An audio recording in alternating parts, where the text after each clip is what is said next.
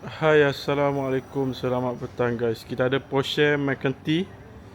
Okay, yang mana nak cari Porsche Macan boleh contact kita. Lawa, warna putih dengan rim dia. Okay, dan ni tahun bila kita check sekejap tahun bila. Porsche nampak dia punya kaliper, rim memang smart, nampak minimalis. Warna putih, yang penting color dia color putih lah. Ataupun color warna nado grey. Ada satu unit lagi warna nado grey tapi dah sold. So yang ni yang tinggal available dekat kita punya showroom.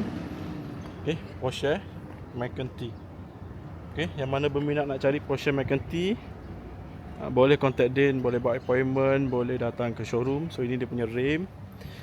Tayar Pirelli P0, rim original Porsche, caliper brake.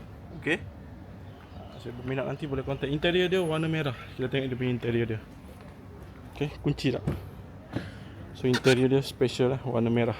Ini dia punya mileage 29461 km. So ini dia punya steering, multifunction steering. Okay, ada drive mode. So ini dia punya dashboard depan dia lah. Okay, gear knob semua sekali. Ini dia punya jam. Okay, ini dia punya gear knob.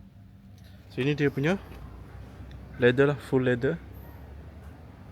Sangat lawa, handsome, full leather.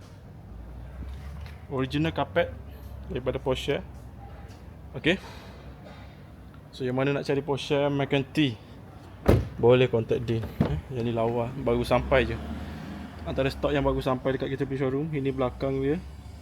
So ini bahagian depan dia guys. Boleh tengok ini bahagian depan dia.